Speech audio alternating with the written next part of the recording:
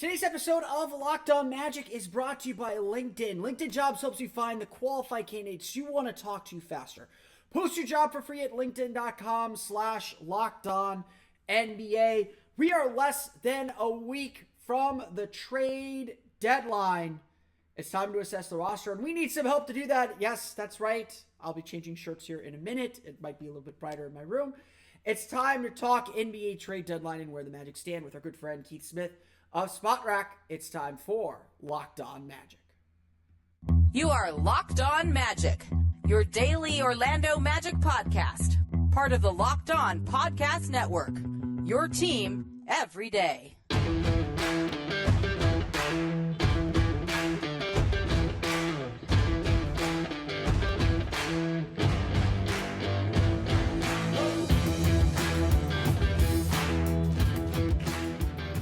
And you are indeed Locked On Magic. Today is February 3rd, 2023. We're coming to you from the past on a Wednesday, so no spoilers for the Philadelphia 76ers game on tonight. But we are joined today, now less than a week away from the trade deadline, by our good friend Keith Smith of Spotrac.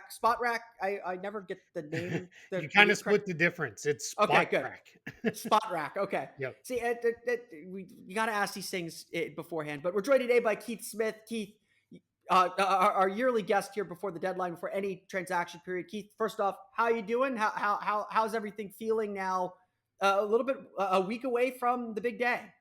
Yeah, this is when things start to pick up, is when you get to about a week out. It's everybody's kind of, this is the teams that said we could never trade player X for less than 2 first-round picks. And another team's like, well, we'll give you 1 second-round pick. And like everybody starts to get a little bit more reasonable. And some teams get a little more desperate. The difference this year, more than any year that since I've been doing this, is there's only 4 truly bad teams in the league.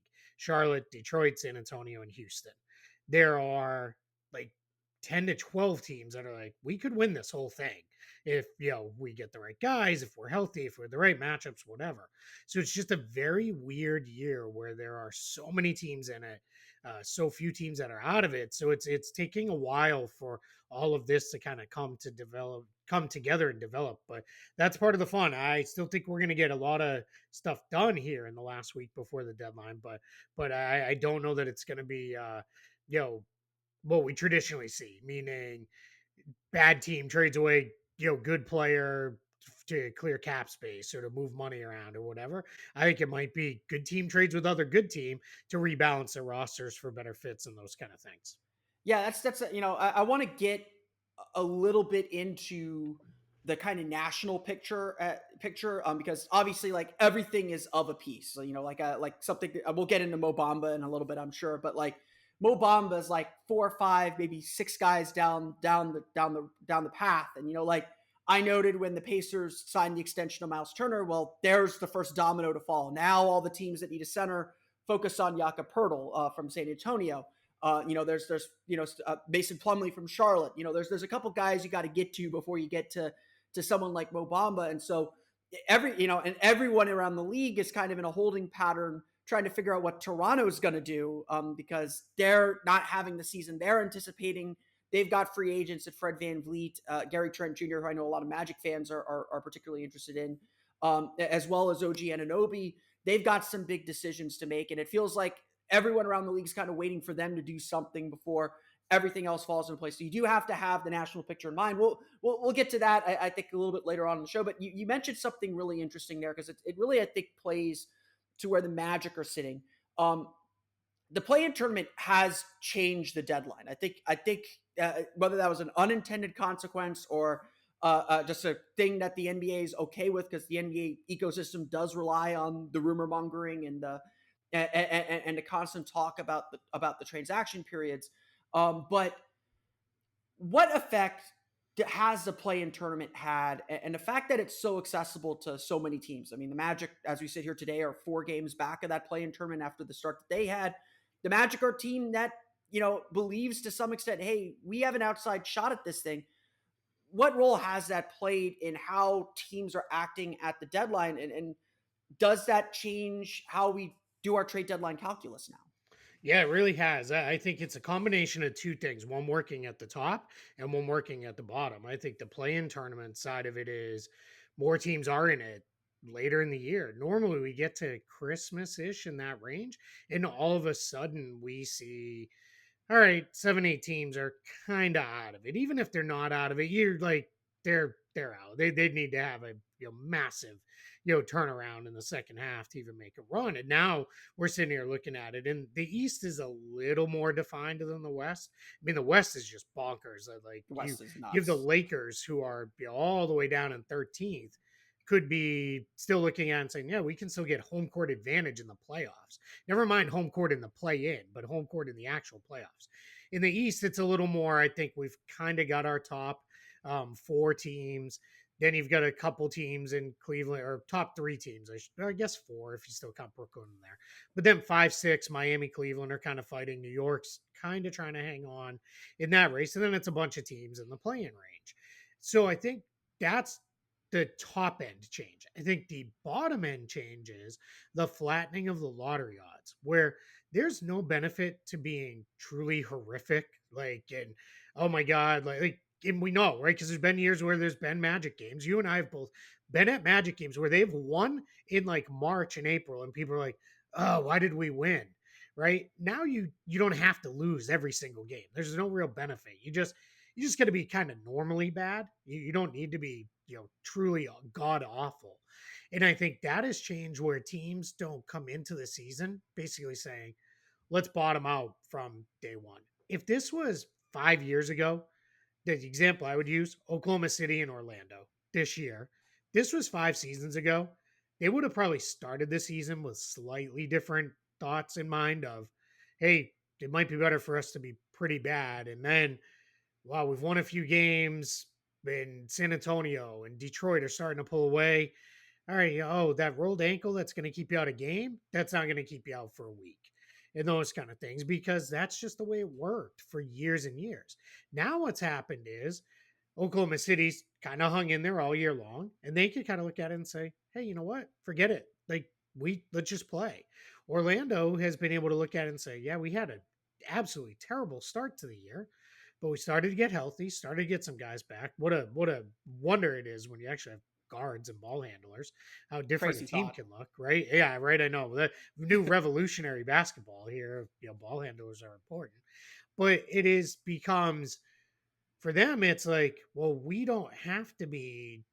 If this was 5 years ago, they might have held off another few weeks on those guys. They're just, we'll bring two of them back instead of all of them. And it's just because that's just the way it worked. Now it is, hey, let's go. And so what you're saying is these teams can be kind of bad. They'll stumble down to the bottom of the standings, but it just kind of happens. Like I look at Houston, San Antonio. Those teams are naturally bad teams. They were just gonna, they're young, they're relying on kids. I look at Orlando, I put them in almost their own category where it's like they're bad, but they're not trying to be bad. Like it was like, hey, if we can step forward and be good and competitive, that's great. That's where we'll go. And then you have teams like Charlotte and Detroit. Detroit would have been in that same category, but losing Cade Cunningham, everything kind of fell apart. And then Charlotte, there's a team like this every year where the wheels come off. It just you can't get it back. So that combination of those two things has fully changed our trade deadline math to, all right, we're not going to have it be 10 sellers every year at the trade deadline anymore because they just don't exist like that. And I think what the other part is that though opens up things like that Kings Pacers trade a year ago, the Halliburton for Sabonis deal, where it was like, holy cow, that deal came out of nowhere, shocked everybody. I'll just do a quick thing. I think the Kings got way too much grief for making that trade. Oh, for sure. They still Yeah, are. people started treating Sabonis like he was like some cast off on a bad contract instead of a two-time All-Star. But that was the kind of trade between two teams, kind of middling teams, kind of hanging out in the middle, where it was, hey, we both need to rebalance a little. You really need a big. We need an offensive engine here in Indiana. Let's do this trade. And that's what I think we might start to see more of is teams saying, hey, let's rebalance a little bit. You've got something we could use. We've got something you can use, and let's go. Versus that was never the kind of trade we saw for years and years, Yeah. especially in season. It was always, we're going up, you're going down. let's swap some pieces to mutually benefit both of us. And now we're starting to see teams approach it in a very different way. Yeah, it's interesting that you kind of say it that way because, like, typically when I think of the trade deadline, we think of this buyers and sellers market. There's just so little time to integrate players into your group, into your team. You're in the middle of a season. You're not going to have practice time to get them going. So you need guys that you can't make these major changes. If anything, kind of the buyers market are teams that are looking to add that one little piece to get them over the hump for whatever their goals are for the season. And the sellers are the teams that are already thinking, like, how do we set up our offseason? How do we set ourselves up for the next phase of whatever we're building? And you're right that Indiana Sacramento deal. I think everyone, like, when we talked about it, tried to frame it in that way. Tried to frame it in that this team's looking to the future, this team's looking to buy, and neither team was really in the playoff hunt. So I think I think when narratively how we think about these deals, that's part of why that deal confused everyone. And some of it certainly was, Sacramento's kind of gone nowhere. Why are they trading the young, promising Tyrese Halliburton instead of maybe the veteran De'Aaron Fox, who hasn't really done much? Sabonis, I think people kind of viewed him as a kind of a, for Magic fans, a Nikola Vucevic type, who's kind of a flawed, floor raiser, ceiling setter type player. But obviously, it's a trade that's worked out for both teams. Sacramento's probably going to make the playoffs for the first time in a decade and a half. The Indiana Pacers, who everyone pegged as a tanking team this year, have a ton of veterans and have really surprised a lot of people. And some of that is they invested in Tyrese Halliburton.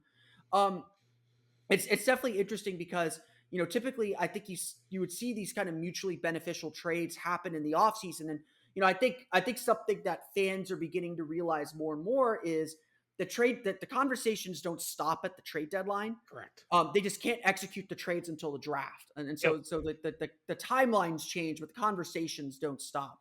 Let me jump in very quickly because Yeah, there's a real good example of that in real life from a couple years ago when the Grizzlies had kind of started their sell-off portion from the Gasol, Conley, Randolph teams. They traded Marc Gasol that year, obviously, to the Raptors. But they got very, very close to trading Mike Conley to the Pistons, like very close. And ultimately to the Pistons and to the Jazz. Those were the two teams that they were looking at. And then it came down to, at the end, both the Pistons and the Jazz were like, just too hard right now because Conley was sitting on a $30-something million salary. And it was like, that's just too big of a number because we're going to have to send you like 4 guys to match salary and all the things that are easier to do in the summer. But then when it came, Grizzlies kept Conley, season finished, and it was very clear, hey, we're starting over here in Memphis. The groundwork was already laid. They immediately go back to the Jazz. Hey, we think we can do this. Had to probably tweak and change some stuff because of how the seasons had gone. But then right at the start of that offseason, Mike Conley moved on and was a member of the Jazz. And that's the kind of stuff that does happen now. Even if it doesn't get done today, you start setting that groundwork today for deals that may happen in the summertime. So that's absolutely a great point.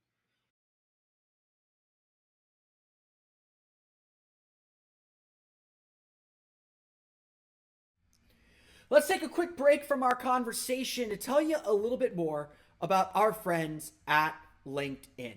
As a small business owner or hiring manager, you know that success in 2023 all depends on the team members you surround yourself with.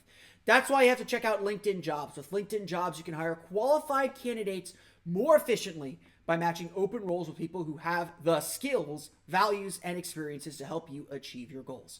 LinkedIn Jobs helps you quickly attract qualified candidates to your open jobs with targeting tools. They go beyond resume data by using insights from your job post, company, and their 875 million member profiles to put your post in front of the most qualified candidates. Identify the most qualified candidates on LinkedIn Jobs and connect with them fast and for free. LinkedIn Jobs makes it easy to screen and rate applicants based on your job qualifications, all on one platform. It's why small businesses rate LinkedIn Jobs #1 in delivering quality hires versus leading competitors. LinkedIn Jobs helps you find the qualified candidates you want to talk to faster. Post your job for free at linkedin.com/LockedOnNBA. That's linkedin.com/LockedOnNBA to post your job for free. Terms and conditions apply.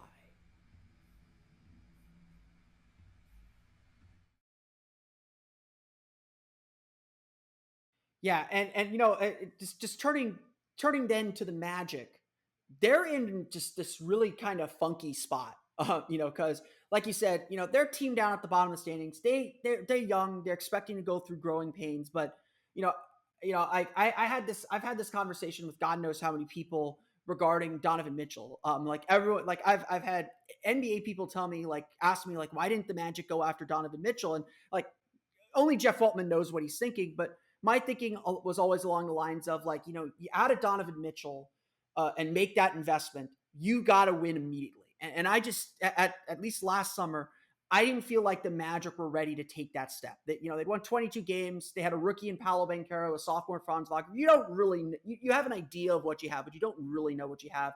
And if you throw Donovan Mitchell into that mix, plus whatever it costs to get him, or minus whatever it costs to get him, all of a sudden now you have these winning expectations on guys that haven't really understood the league yet. And I just didn't feel like the team was ready for it.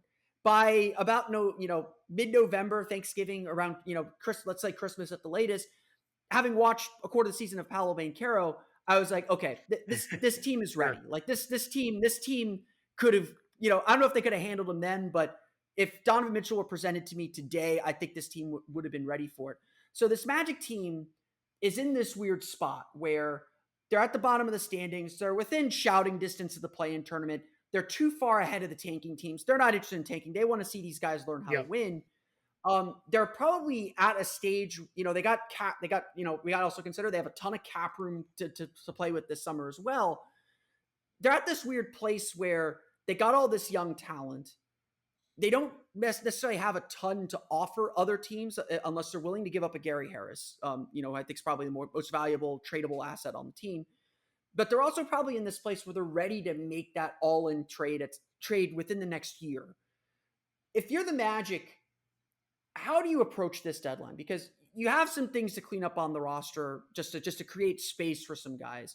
You have an expiring contract in Terrence Ross. You have a lot of like these team options, like partially guaranteed contracts that could be really valuable to teams, but cap room isn't as valuable as I think it used to be.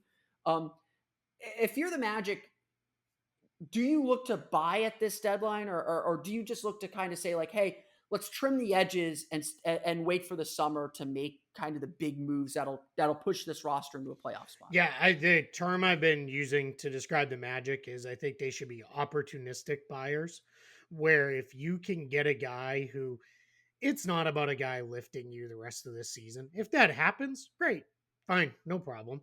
But it's more about, does this guy fit with us where we're going starting next year?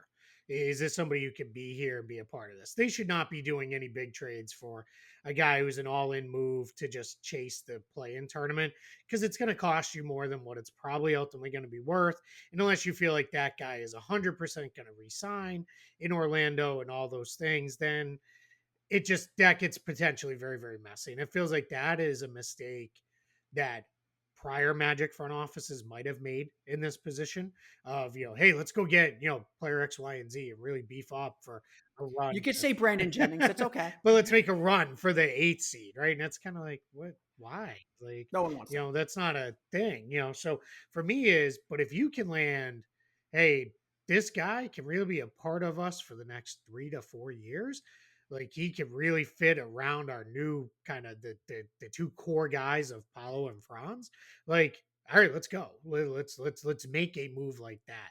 And I think they're better positioned than a team in their spot usually is, because it often when it's a player like that, a team might be looking for, hey, we need to free up a little salary flexibility. We need to change our cap picture, our tax picture, whatever it is.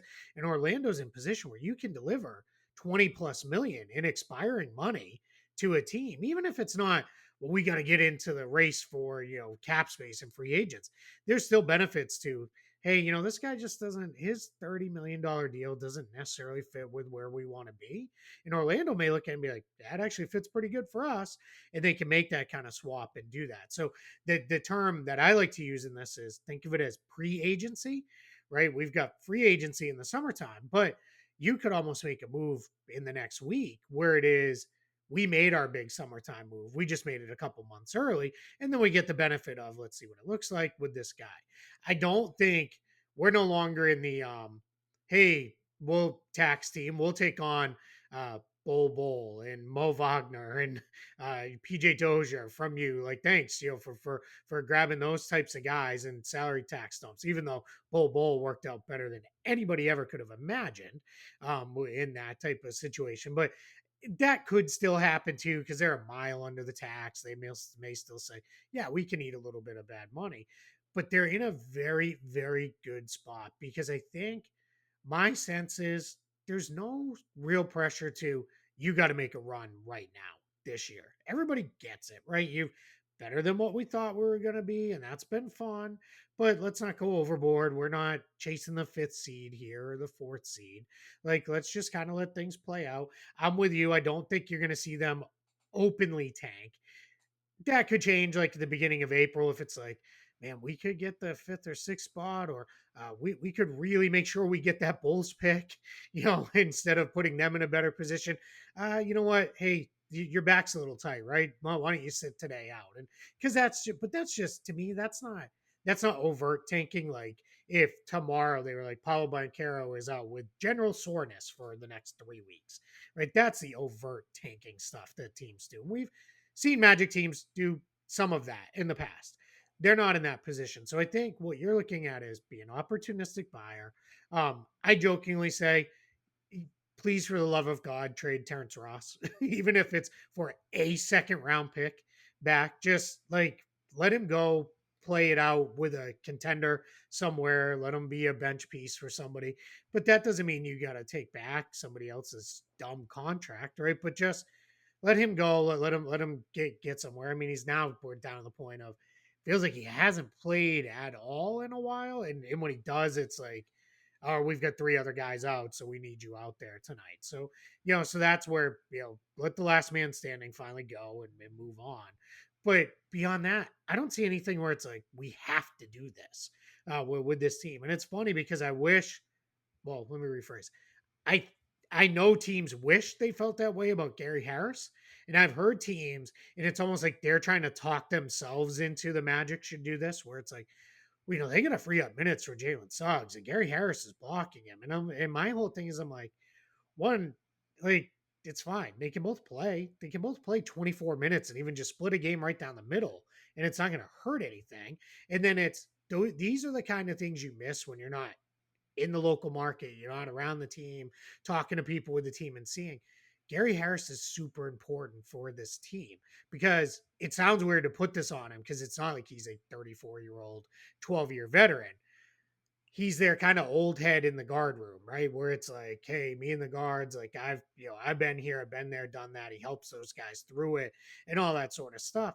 And beyond that, he is playing incredible to the point where I don't know if you go through this, but I watch the Magic games and I find myself saying, for the love of God, would you get Gary Harris more shots, please? Like just, and even with Gary Harris, there's times I'm like, hey, next time down, force a couple. Like force one up, man. Cause I don't know, most people realize he's having a 50, 47, like 86 shooting season, but it's on like 9 attempts per game. Like, and that's not 9 3-point attempts. That's 9 total shot attempts. So, and I know that's not really in his nature to just come out and start gunning, but like, so that's where I'm like, there's no real reason for them to trade him. It's the issue that the Magic aren't a great offensive team yet. Sure. Their passing is not good. It should be better, but it's not Yeah. good. Because look, they have a lot of young guys. Like you said, Gary Harris isn't just the old head in the guard room. He's the old head roster. for the whole team. Like you said, I expect if the Magic don't find a trade for Terrence Ross, and I'm sure they're working directly with Terrence to try and find a place that he wants to be. And like he'll keep it quiet, the agent will keep it quiet, so that they can actually try and get something for him. But I am fully expecting that if Terrence Ross isn't traded on deadline day, he's going to get bought out. He's going to go to the mercenary market. He's going to find 100%. someplace to play because like the Magic have two goals that I think they need to get done before the end of the season. And that's get Caleb Houston more playing time just to give the rookie a little bit more space. And honestly, I think they want to turn Kevon Harris from a two-way to a full contract. So they need the roster spot to do that. So, like finding a way to move Terrence Ross and open that roster spot, whether that's getting a player and waiving him, which would be tough with the salary constraints, or just taking picks for him. I think that's probably the biggest goal for the Magic I think at the deadline more than on the anything else. Ross thing too, just to add to it, one of the things this front office does that other Magic front offices didn't always do, they try to do right by players, where it is, hey, Yes. all right, we're going a different direction. We're going to try to get you somewhere that makes sense for you, somewhere where you can be part of a winner, or somewhere where they're going to keep you long term, and those kind of things. And that's part of what factors in with a guy like Terrence Ross is, hey, if we can't get you somewhere, we're just going to set you free. And they're so far under the tax line. I don't even know that they even bother with a buyout. They may just say, just take your, full 11.5 million or whatever it is. That's your, thanks for your years of service here in Orlando. Good luck with wherever you catch on next. And he's a guy who will have no problem catching on. Or it may be, all right, what's a prorated minimum for you the rest of the year is, 500,000. All right, just give us 500,000 back. And that's, we'll call it even. And that's where we go. So we'll see how that ultimately goes. But yeah, I will be shocked if trade deadline's like February 9th. We get to like February 12th and Terrence Ross is still on the Magic, I will be stunned. Because to your I mean, point, there's no real reason. The only reason he would stay is that he likes spending Sure. time with his Yeah. family and hanging out in Orlando, which he very well may. Like, again, they do right by their players, and I think that is a hallmark of this management group of this team.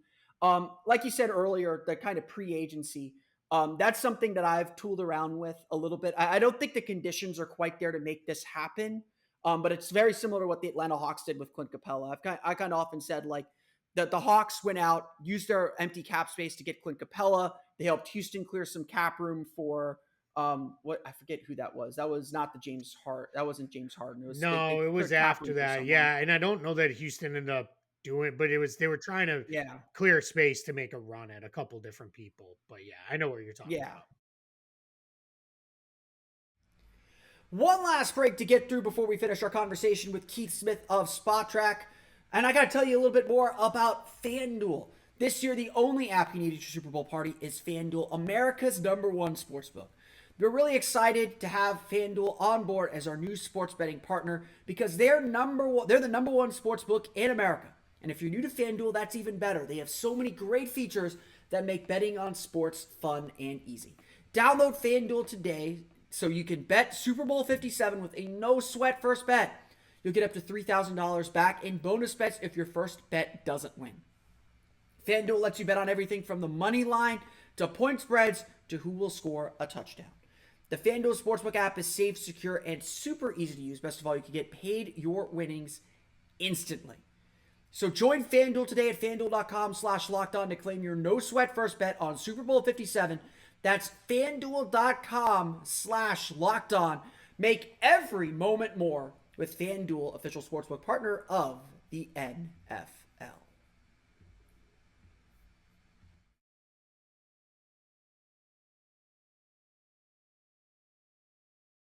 I don't know if the conditions are quite there for that kind of a trade, but I know a lot of Magic fans are already thinking a little bit about free agency this offseason.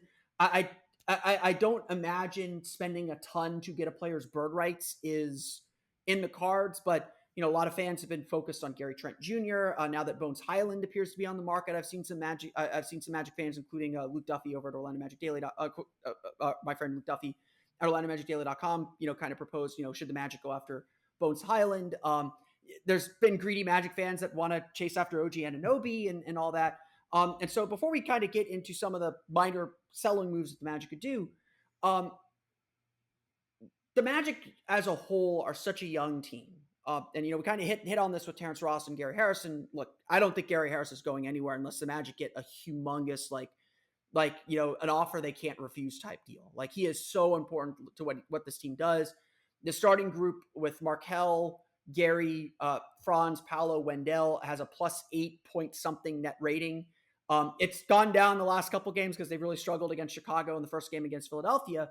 But there's something that works about that group. And I think Harris is a good influence in the locker room. So I'm not anticipating a trade there. But there's a lot of Magic fans that kind of want to be aggressive, but when you look at the roster makeup of this team, do you look at this team and get a little concerned over how young they are if they are looking to make that next step? Should if the Magic do make kind of an all-in push or make an aggressive move, should it be after someone on the younger side?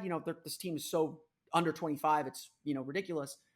Or do they need to like spend some time adding veterans or adding even multiple veteran role players to kind of help boost this team up a little bit? Yeah, it's a great question because it really comes down to your roster building philosophy and then where you are on your team's timeline. I am not a huge believer in you have to align everybody on the roster's timeline. That to me is people go way too far with that because then what happens is, and the Magic are potentially in that boat. I'm going to say potentially because right now I feel like when I look at that roster, you have a great blue chip in Paulo, and then you have Franz who, at worst, when they are ready to be a very good team, he's a very good number three, and that's at worst, right? Like he's Yeah, probably a pretty good number two on that. I have full belief Paulo is a number one eventually, right? Not today. Like it's going to take him a little while to grow into that. he's a rookie. I have to remind 100%. everyone he is a Yep. rookie. This is the worst he is going to Yep. be. Exactly. Yeah. If everything goes right, this will be the worst he's Yeah, going to and be. there's going to be blips along the way where it's going to be like, God, is he ever going to figure out X? I'll just say about Paulo, just because I like to make this point, right? A lot of people know I cover the Celtics in depth, and I know there's a big thing with him and Jason Tatum being buddies, and Tatum's been mentoring him and helping him along. Paulo Banchero today is a way more refined and better all around offensive player than Jason Tatum was in his rookie year. He is already a better passer than Jason Tatum was at any point up until this season. He is a very good passer. He has a very good understanding of the game.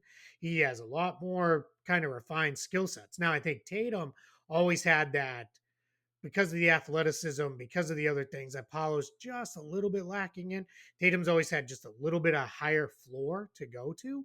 But you're talking like the guy who's up on the penthouse and like Paulo's like in like the apartment right below, right? Like we're not talking like, you know, different buildings or anything like that. Like these guys are super duper close. So that's where like I've watched every game Jason Tatum has played his entire career, and most of them I've seen twice, and I've seen every game now that Paulo has played this rookie season. And I'm like, man, he is pretty good already as far as being a refined piece. Now he gets a little crazy, he attempts some stuff where it's like, what are you doing? Like that's not Jokic thinks you're ambitious with that pass. Like that, and that's fine, right? That's he's learning, he's figuring it out. He's 20 years old. So but to that point on your roster building point, I think what's important for the Magic, how I think about this with this roster is I'm not going and making a trade for a guy like Kyle Lowry, who it's like he's ready to lift me for Yeah, one season, right? Like let's go, we're going all in.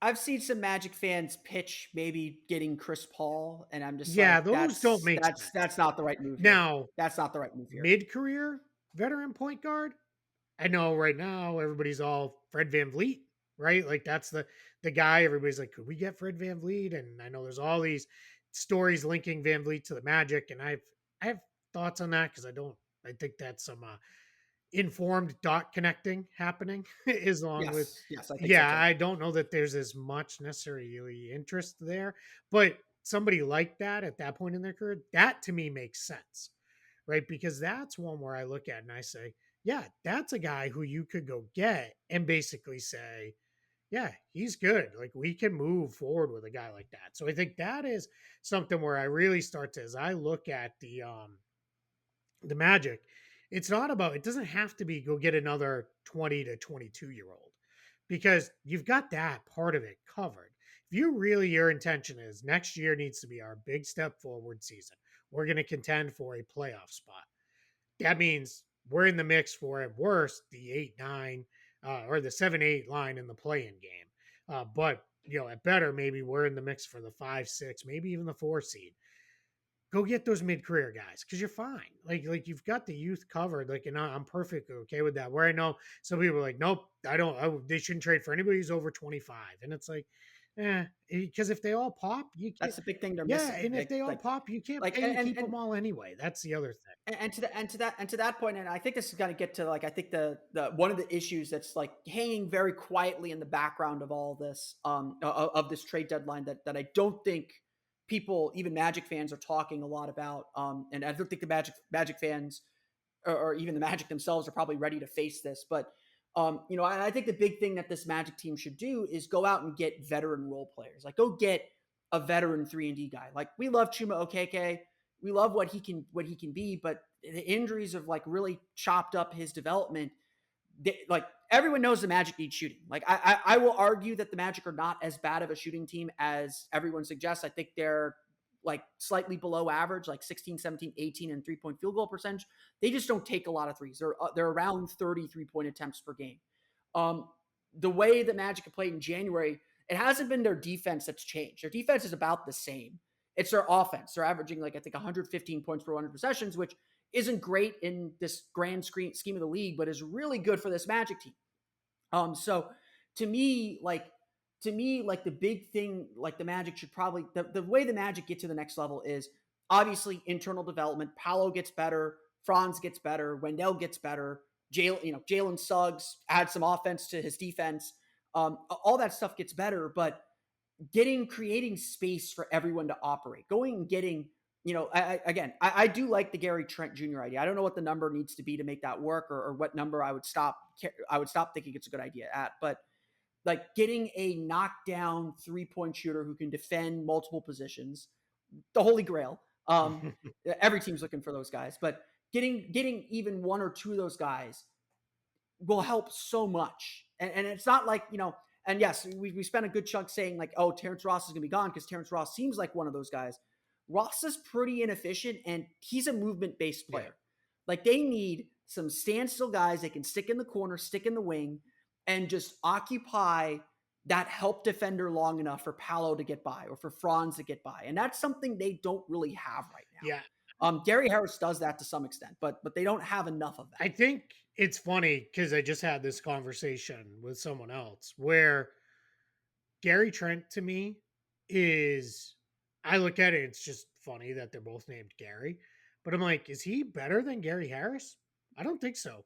I don't know. He's not for me. Certainly not at the price. Because and that's it, right? It's if you were getting him and he was under contract, sure, go. Like you're perfect. But you got to pay him. And paying a guy is not a big deal for the Magic. They've got plenty of flexibility moving forward. Because even if then it's like, well, we got him and that eats up our cap space. Because then what you become is, well, how far from the tax are you, right? Because you shouldn't be dipping into the tax until you're truly a contender level team in an ideal world. So in that situation, though, I look at it and I'm like, what does he give you that you're not already getting from Gary Harris, who is already a proven fit with the guys who are here? That's where those ones get a little messy for me because because I'm with you and ideally, right, I want this team to get more shooting. Like that's my probably it's funny, I get asked a lot, like, what do they need? What position do they need to fill? And I'm like, it's a weird question because when you look at it, it's like, none of them really. They kind of got guys in place at all of them. For me, it's skills that they need to fill. And for me, the single biggest skill that they're lacking on the roster is a guy who can just come in and make shots and you can trust. Because Terrence Ross can be that guy some nights. And then other nights, he is 1 for 10 from 3 and you're down by 20 points because he couldn't knock anything down. So I think what happens in those situations is you get into a spot where it is, who can we get that we feel like every night this guy's going to make shots for me? And it's funny because I hadn't given a ton of thought to specific trade constructions until just yesterday when I looked at this and I was like, the LA Clippers are, dude, this is where I'm going with this one. Tell me what you think of it. Okay, I had another one good. That I like the other because I'm like, and we have sat next to each other for far too many Magic games. I don't really like fake trades, right? Like it's because so many I don't either. too far out there. But at this time of year, we indulge. So for me, it was like Clippers are known, like they need a big, and they're like, we are coming out of this trade deadline with another center. And I'm like, well, Mo Bamba he's done in Orlando. There's no chance he is back with this team next year that I can even fathom. at this point. Like he barely plays now as it is. And I think, a very easy swap because the money works very easily is Mo Bamba for Luke Kennard.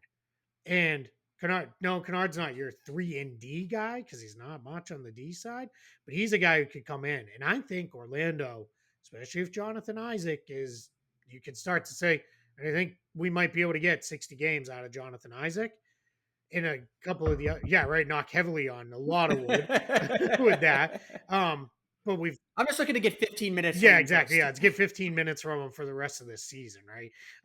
But it's you get that. You've got Harris who can defend. You've got Markel Fultz, pretty good defender. I think Paulo's going to be a better defender than what he's shown. A lot of rookies, especially rookie bigs, are messy. Carter's actually a pretty good defender. I've Jalen Suggs is Jalen verging on Suggs elite could be an defender elite here. defender. You can put Kennard out there and take care of it, Yeah. right? Because it's when you get to that point of like, man, it's now we've got 4 non-defenders on the floor. That's where it gets really messy. 3 is, all right, we better be trying to outscore the other team. 2, all right, we could probably kind of work if the other ones are okay. 1 non-defender, everybody can cover for that as long as the other guys are good enough. Now, deep in a playoff series, that probably becomes a, but let's get deep in a playoff series before Yeah. before it matters, right? Like, so I think a guy like that who's signed long term kind of doesn't necessarily have a locked in role with the Clippers because they've got a bunch of other guys at that position and those kind of things. That's where I'm like, that's the kind of move. It's no one's gonna see that trade and start jumping up and down and go absolutely bonkers on trade deadline ESPN TV shows and stuff. But that's the kind of trade where you might look at it 2 years down the line and be like, wow, we and that's one where if you're the Magic, like, remember we got Luke Kennard for Mo Bamba who didn't even play anymore, like, and you're like, what a steal that was. Those are the kind of smart pick a thing off because I think the Magic are now in a point where it's no longer about collecting assets because they've done that, right? That's how you kind of end up with a roster of 13 big guys for a little while. And Yeah. and that was fine, right? Because just keep getting them, you're gonna filter through them and figure it out. You figure out what works. Exactly. Yeah. And now you're in a position where you can start, all right, we feel pretty good about Paulo. We feel pretty good about Franz. Feel pretty good about Wendell. Guard mix is a little weird, but it's gonna sort itself out. We can start to pick off guys who really fit and Philly need here. And that's what I think somebody like a Kennard can do for you if you can get into that kind of position with him. Just because it's now you're getting somebody and you're getting him for somebody who's not a part of what you're trying to do here anymore. And that becomes basically a win-win.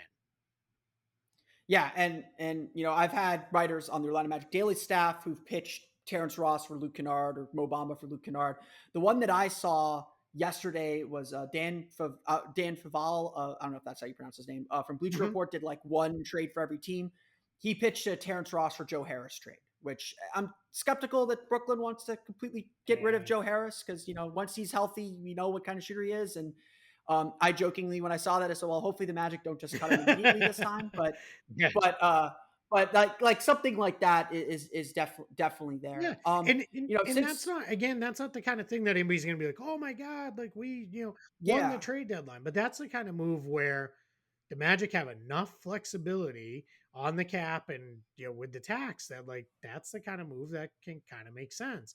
I know they can take on a little extra money. 100%, like I tell people all the time about this. Like people are like people come at me and say like they need Jonathan, like before Jonathan Isaac came back, it's like they need Jonathan Isaac on the floor. He's the highest paid player on the team. And I'm just like, money doesn't matter to this team right now. Like even if Isaac never plays, he's a solid cap figure that they can wipe out whenever they want, or they could use in a trade to go get the guy that they need. Like like Isaac, the cap figure was just as important as Isaac, the player, for a little while. And obviously you don't want that. I don't like thinking of people as assets it happens as numbers on a book, but that's exactly that's what the NBA is at times. Sometimes guys, it's like Bill Simmons for years. The running joke was Theo Ratliff's expiring contract, right? Because that's just what it was at that point.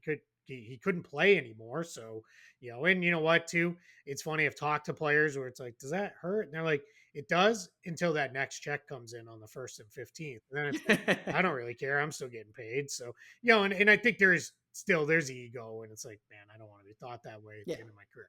I think, too, the other kind of deal that I think could make sense for the Magic, and I think is something where, like, This one is you're kind of splitting the difference between an asset play and adding talent that can help the team.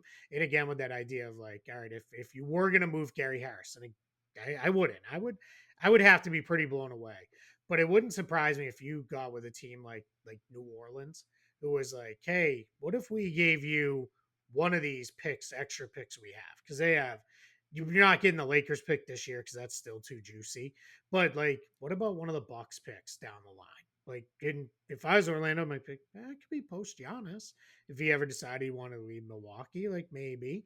You start thinking about that a little bit. And that's where you could do like Gary Harris for Devontae Graham, another salary, maybe Kyra Lewis, something like that, and a first round pick. And you're kind of splitting the difference, right? Because it's like Devontae Graham could kind of help us as a shooter off the bench next year. We do free up Jalen Suggs, play as many minutes as you can handle. I'm a little worried with anybody who just says we got to get more minutes for Suggs.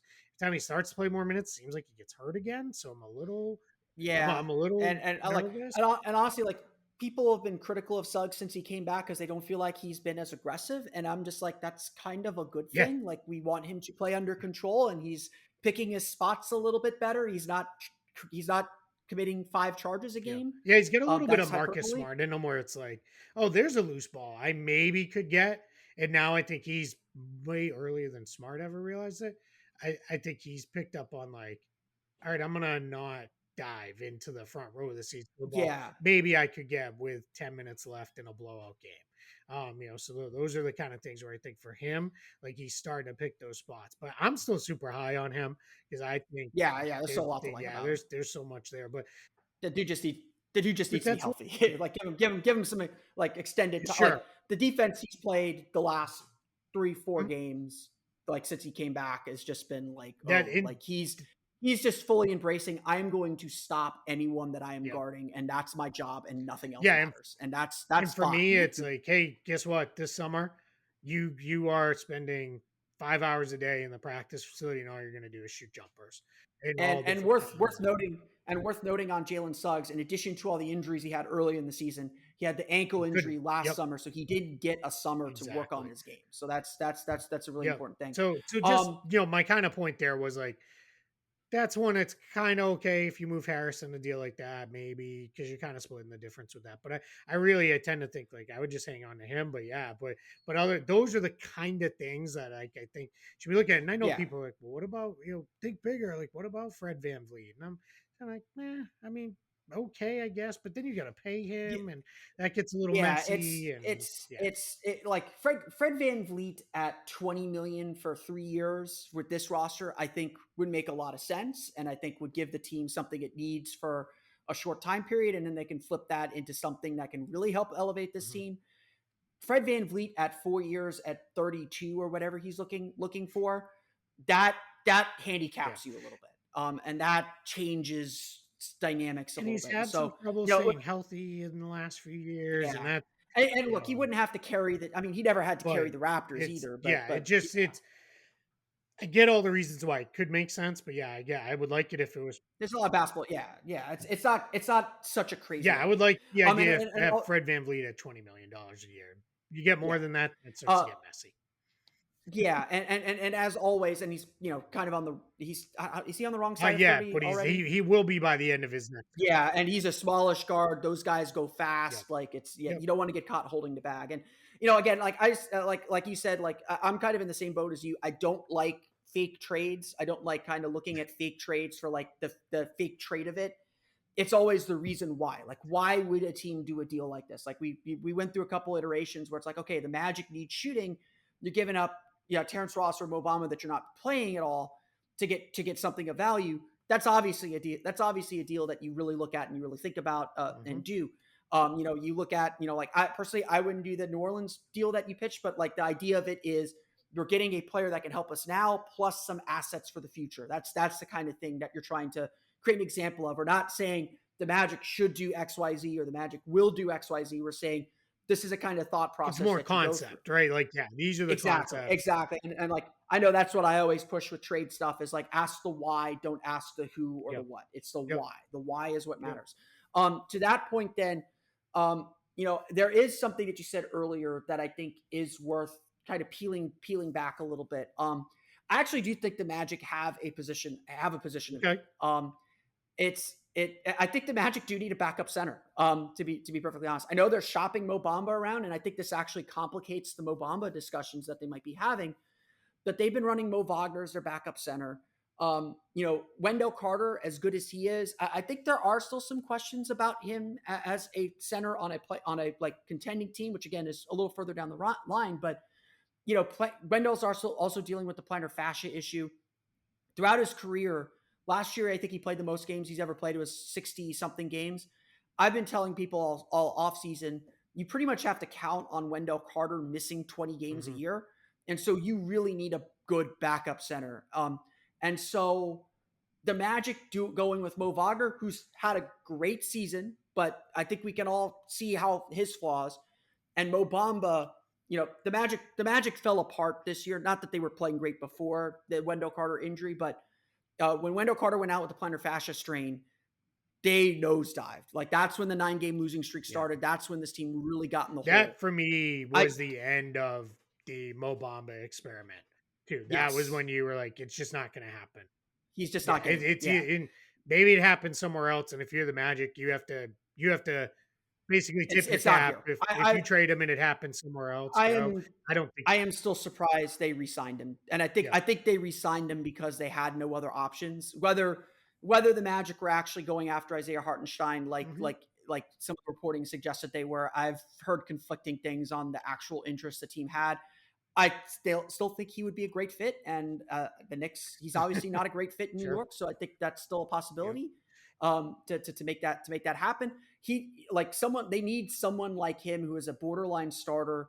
They need a Martian, and they didn't need Martian Gortat when they had Dwight Howard, because Dwight Howard played 40 minutes every game. They need a Martian Gortat quality center right now. Like that's the level that they're looking for. So I have two thoughts on that. One is, I think you can always get that in free agency when you're ready. When we're ready to win, we need to have coverage for the games Carter misses and for the 20 minutes a night he doesn't play, right? We need to be good. So I think you can get that in free agency, much like they chased Hartenstein. I do believe that was true because the people who had that, I think, were pretty rock solid on it. I think for Hartenstein, it was, I'm leaving a team that was supposed to be a title contender in the Clippers. I want to go to one that's supposed to be pretty good, not on the way up. And I maybe thinks differently about that. So I think that, meaning today, he thinks differently about that. Now, I think you've got two things, though. I think it is, one, you get it in free agency. The other thing is, I think the guys on the roster right now, I think it's Jonathan Isaac. Because for me, watching him play, and I saw him play in Lakeland, and my first thing was like, all right, he looks pretty good. He's moving okay. But it's not, I always go back to, and I know you remember this because we were sitting right next to each other. His first game is rookie season. Goran Dragic does the Nash dribble underneath the rim to go to his little fall away, and Isaac's just there. And the look on Dragic's face was, you're not supposed to be here. Like, I was supposed to lose you on the dribble anyway, and now you're here on this shot. And he's not, that I think is gone. I think you can get it in, I'm a 4-5 who can switch on to guards and wings, but the guy who was, I am a wing defender. That's what I do. I don't know that we're going to get that back. Not surprising after everything he's gone through. But I think now what we're looking at is, all right, Jonathan Isaac for $17 million. If he is a backup 4-5 who can switch and do a lot of different things for us defensively, fits in basically any lineup, because that's how you unlock the Isaac, Banchero, Wagner, or Franz lineups. That's because it's I don't like the whole Franz at the 2 thing. I get why they did it early in the year. You lose his deep, like he doesn't have the lateral quickness. You lose all the advantages, and he's a good defender. Like he is a good defender on bigger forwards, but he doesn't have the speed to keep up. And he loses an offensive advantage by, hey, on a guard, it's not as much. He doesn't. Maybe he eventually develops a little post game and a little work. He hunts some switching. Yeah, but like for him, he's quicker than a lot of the 3s and 4s that teams put on him, so he's able to beat those guys off the dribble. Guards and wings, he's not necessarily going to be able to do that with all those guys. So that's where I think if I was thinking about roster construction with this team, I would start to be like, I think I might have it in Isaac. And for me, it becomes all right. If I can get a good backup center, great. We'll just keep experimenting. We'll figure it out with Isaac long term. But it's one of those things where I'm like, yeah, I get it. Why people say that. I also fully get and understand when people are like, we need the veteran point guard, like we need a star point guard who can, kind of really be our engine that runs the offense and all those things. And I kind of get that, but then I look at it and it's like, well, if you get that, who's going out of Markel Fultz and Cole Anthony? You can't have all of them. Like there's not enough minutes. You can't, they're not all going to play. And I do wonder, is Cole Anthony going to get to a point where it is he's going to want more money than what the Magic are going to feel comfortable giving him?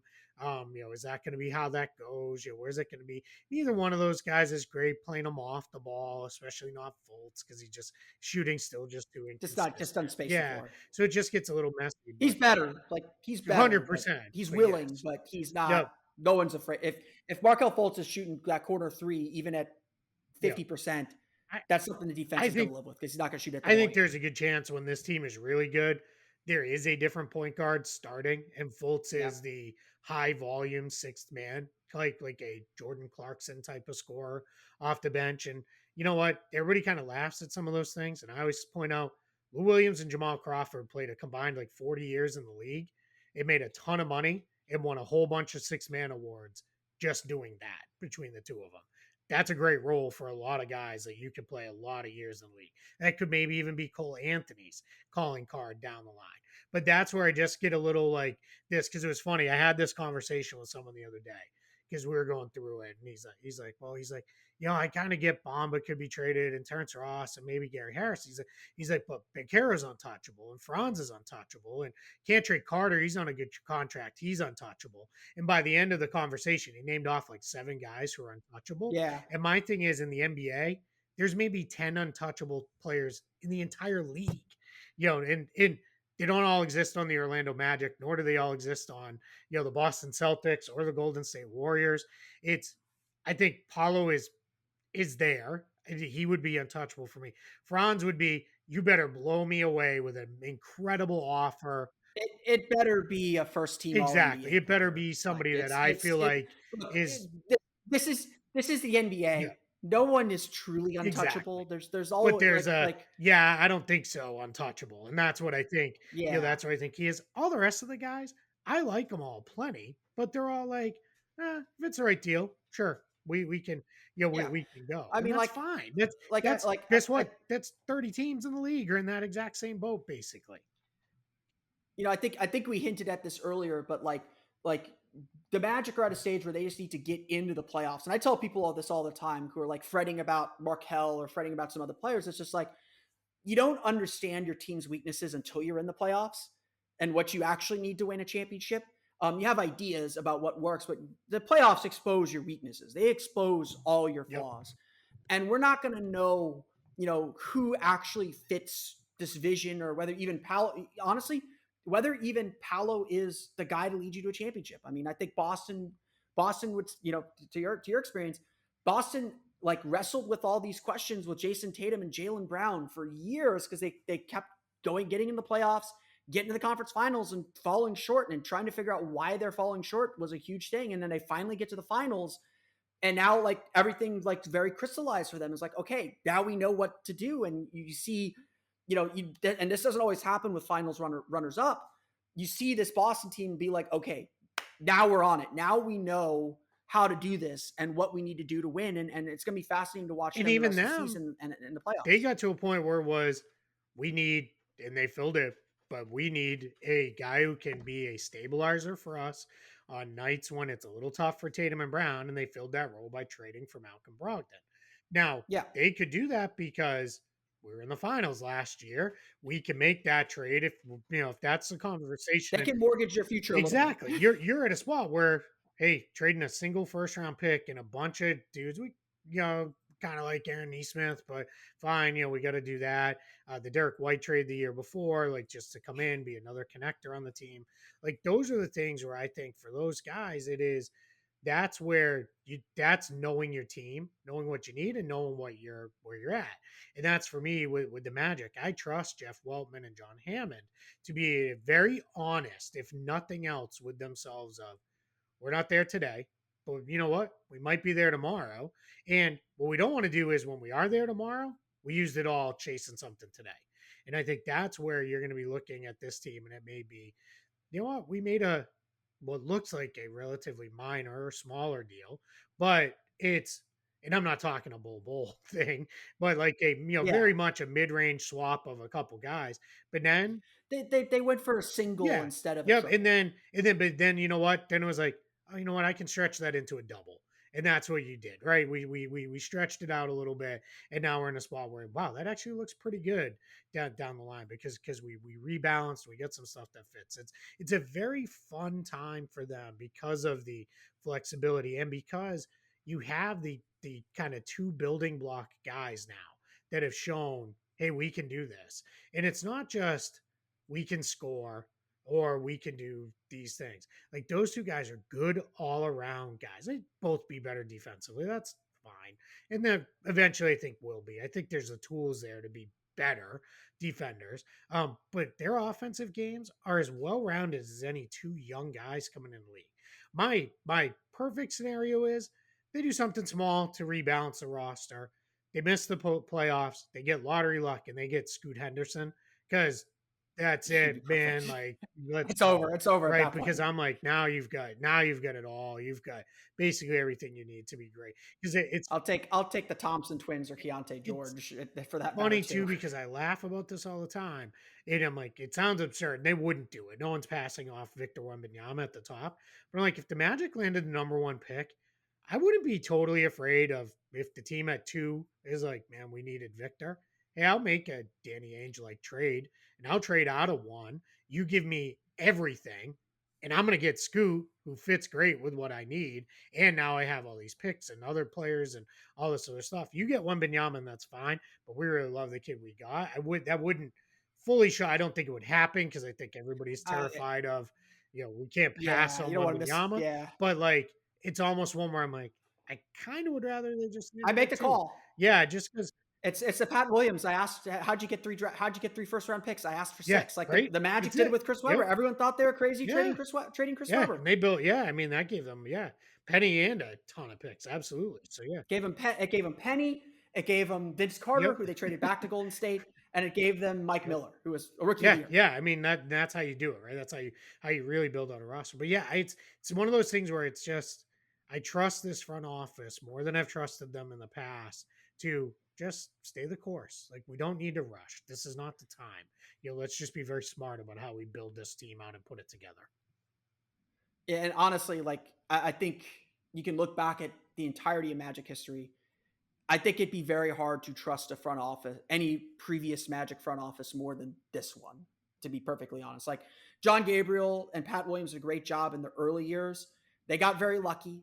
And like Gabriel made some mistakes. Obviously, Pat Williams made mistakes with Shaq, and we could dive back into whether that was predetermined. There's obviously a lot of NBA CBA history wrapped up in that, and honestly, a lot of other factors that I think were wrapped up into that would not exist today in the same way. But I do think that that this is a really exciting time for this Magic team, not just for what's on the court, but the potential off of it as well to add players and to really make this special. And again, I tell people this all the time. The Magic are sitting at 20 wins right now. They will easily blow past last year's win total. They're playing essentially, they're 15-11 in their last 26 games as we record this, whether they're 15-12 or 16-11. That's still an incredible jump up for this team. But I think if I could say one more thing on it too, what's super fun Yeah. with this team is, we're not coming out of the trade deadline thinking like, oh, I got to watch 25 more games of this. Like, it's like coming out of the trade deadline, no matter what they do, it's like, I get 25 more games of this. And maybe they play just good enough to give me a couple more. Like, then it's like, all we asked, like I would probably say from my preseason predictions, like I think I had them at 29 wins, and I was really 32, but I expected late season chicanery. All I really asked was like playing meaningful games in February, playing meaningful games after the All-Star break. Like, this team is playing meaningful games. Like, people were legitimately fans were legitimately pissed off, were angry after they got blown out by the Bulls on the second night of that back-to-back. And it's just like, it's because a lot of people felt there was a lot in that game because we're chasing Chicago. That was a 6-point game for my soccer fans. That and I tell people all the time, I was like, let me like pause your anger. I want you to feel your anger, feel that anger. It's good that you're feeling that anger. That means this team is doing the right things. 100%. They're making the progress we want to make, and we're eager to see this team take that next step. We're not going to get to the rest of the league because we're already at an hour here. Shocking. You're right that 40 minutes was ambitious for me. But I hinted at the kind of the storm cloud that I think is hanging over this team a little bit. I think you've hinted at it too. Eventually, rookie contracts end, and you got to pay guys. And so I think very quietly, and again, I don't think the Magic are quite ready to face this. I don't think fans are quite ready to face this because he's just so popular and I think does a lot of really good things. And I think he's starting to really embrace his role in this new environment and playing really, really well and has proven to be very, very important. But I think a sneaky trade candidate, at least in the offseason, I don't know about now, but I do think Cole Anthony's future with this team is going to be a real test for this front office and how much they value what he does and how much you're willing to pay for what he does. And obviously you have to let him play it out and see how he looks, and every game's a test and all that. But I do think that there's Cole Anthony's a glue guy on this team. Like he is a gunner. He wants to score. He wants to shoot. But there is no player on this team that is a bigger cheerleader for everyone else on the team than Cole Anthony. And like from what I understand and what, like kind of whispers that I've heard, that, there is a little bit of concern with this team that eventually the reality of the NBA is going to hit them. They're not going to be able to keep everybody. They're going to have to make moves to like push this team forward to win. And, honestly, Cole Anthony could be the first big casualty of that. Like we talked, you hinted at it a little bit, but how do you approach this problem or this question for the Magic? Obviously, it's a huge test point because this is year 3 for Cole Anthony. He's extension eligible in the summer. He'll be a free agent. He'll be a restricted free agent after next season. How do you approach that with a player like him? And how do you kind of deal with the fact that this is going to be a young roster that very soon is going to be dealing with the realities of the NBA for the first time in a major way? Yeah, you can't be too precious with your own guys, and that's where you get stuck sometimes, right? Everybody wants to be. We drafted him, we developed him, he became a good player here, maybe even a great player, maybe even all-star level guy. But where you get in trouble is the guys who are just they're okay, right? They're pretty good. Like then what you run into is you pay too many of those guys, and now you run out of two things. One, you run out of cap space. Second thing you run out of is roster spots. The first, you can always work around it. You figure it out. Roster spots are a real issue, and they kind of sort of will be for the Magic a little bit in the coming years because they're gonna get 2 picks this year, most likely. You have all your own picks moving forward. They've got another pick coming from Denver in the first round. They clearly like to use their second rounders on guys that they think can play. They're not just kind of treating those as When they use them. Exactly, right? Yeah. But and I think they've made the right moves over the last couple of years of selling a couple and moving a couple down the line and those kind of things. Because it's again, you can't roster everyone. The roster space. Yeah, exactly. Yeah. So I think that's you start to look at two things. One is, all right, this summer, Cole Anthony's extension eligible. You hopefully you already have started to get a sense of what is that number, right? And for Cole Anthony, it's not going to be anything team friendly because why should I do that? Like I'm young, I'm showing I can play. And for the Magic, it can't be anything that isn't team friendly today because that's just not where they are. So I think this one starts to look into two things happen here. One is either we come to an agreement on a number that makes sense for both of us and kind of splits the difference, or we have to really consider either we lose you because we lose you in free agency, or we're going to move you in a trade before that becomes an issue. And I think what you could see happen with Cole Anthony is whether it's in the next week, I don't think so, but probably when we get into the summertime, especially if it is like, we want to add that kind of mid-career veteran point guard guy into the mix here, then I think that's where it could be like, all right, Cole Anthony plus plus. Now we've added up some salary. Either that gets us that guy or that moves him on. It's just very tough because he's not the kind of guy you like I said, you lock into too many of those guys, and now you have a very messy roster. Boy, there's not enough minutes. Everybody's a little overpaid, and that just gets confusing and complicated. So I think you just got to be really, really sure on him, and that's tricky for a guy who so far his best role has been bench scoring guard. Again, great role in the career. Is that where the Magic need him to be? I don't know, especially considering if you add something better at point guard, they already have that in Markelle Fultz. That's somewhere the little bit of the duplication on the roster starts to potentially become an issue. Not today again, but down the line. So you got to be very, very cautious about that. Yeah, and credit to Jeff Weltman and his staff. Credit to I think Pete Alessandro's their capologist. They found a way to front load all their contracts, which has been job. Kind of ingenious to create, like, at a moment when the Magic money isn't important, like they don't care how much cap room they have, they're not going to spend it all. Like, now is the time to use that cap room. They free it up in the back end. Like, Wendell Carter's contract is ridiculous. I'm actually a little concerned at the end of his contract because suddenly he's going to go from a $10 million cap hit to 20, 21, 22 probably. And it's going to be very hard to extend him because he's going to be on such a low number, where if it is like we want to keep him, those contracts are great right up until they aren't, right? And that becomes your challenge, is like, and then I assume we're going to get cap smoothing in the new CBA, but I think it's very likely. But I would say to just do this one very, very quickly because it's a slightly different math here and scenario, but this is probably where you end up getting squeezed and you lose a guy like Chuma Okeke, right? Because it's what happens there is it's like, all right, he hasn't shown enough that we should be paying him. And I apologize. Our dogs are going to lose their mind in just a second here. I can see the guy walking in the door to deliver a package. But you get into a spot where it is, well, what happens with this? And I think what's ultimately going to happen with those guys is, where do we go with all of this? Is, all right, at some point it's going to be, he's not going to take so little that it's like, it's worth sticking around, keeping the roster spot. So probably just becomes almost a sacrificial lamb of, we got to move on. Again, not told you. Not today, right? We don't need to do it today, but next summer, it maybe starts to be a thing. But that's when next summer, hey, we could throw Chuma Okeke in his, let me make sure I have the number right. Yeah, his $5.2 million. Cole Anthony's $5.5 million. Put those together. All right, now we're in the range to go get somebody who makes $15 million. And those are the kind of difference making moves you can make with players like that, even if it does like sting, because it's like, oh man, those are our guys. Like, we've been through with them. Sometimes you got to give up on your guys to get better guys who will then become your guys down the line.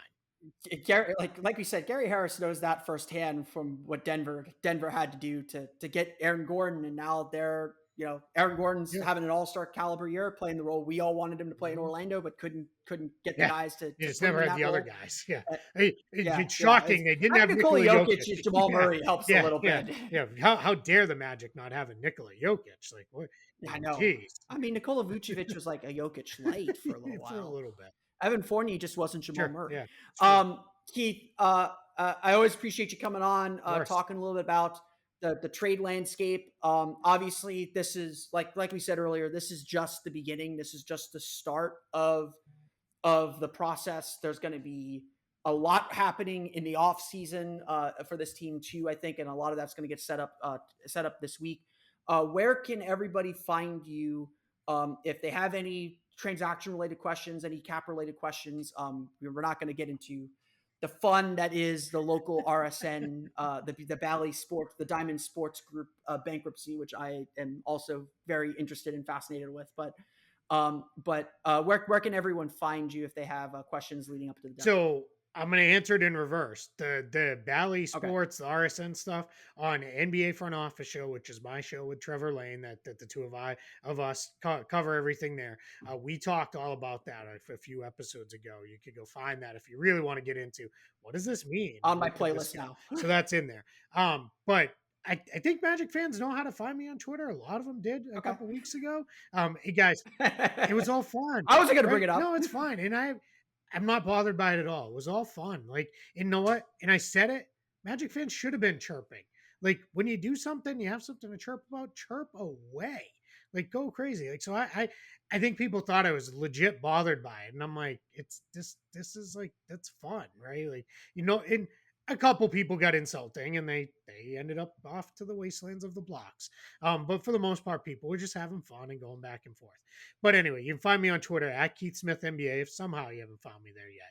If you're interested in all this kind of roster stuff and trade deadline coverage and all that, you can find my work over at Spotrac. That's what I do there. I write a lot about contract stuff, a lot about roster building, a lot about the trade deadline. Get a lot of pieces and articles up over there with that. And then like I said, NBA front office show. If you're like shows like this, but you want that like all the time for the entire league, that's what we do over there. So check us out. NBA Front Office Show is a fantastic listen. I do frequent that one when I get around to it on the 20,000 podcasts that I try to listen to every day, every week whenever they come out. Keith, I want to thank you again for coming on the show. Always help me out, even though I like to think I know the cap. I know that you are the expert on this and the expert on what's going on around the league. So I want to thank you again for hopping on, giving us some clarity. I want to thank all of the listeners for listening to today's episode of Locked On Magic. Of course, find us on Twitter. You can find me on Twitter at @PhilipRR_OMD. Subscribe to the podcast on Apple Podcasts, Stitcher, TuneIn, Himalaya, Google Play, Spotify, Odyssey, all the places to download podcasts to your podcast-enabled listening device. For the latest on the Orlando Magic, be sure to check out OrlandoMagicDaily.com. You can follow us there on Twitter at @OMagicDaily. And for your next listen, check out the Game to Game NBA podcast. Every game recap by our local experts every single Monday through Friday. Not every single day, but every Monday through Friday. You can find that on the Locked On NBA feed on YouTube or wherever you get podcasts. For Keith Smith, for me, Philip Ross, I want to thank you all again for listening to today's episode of Locked On Magic. We'll see you all again next time for another episode of Locked On Magic.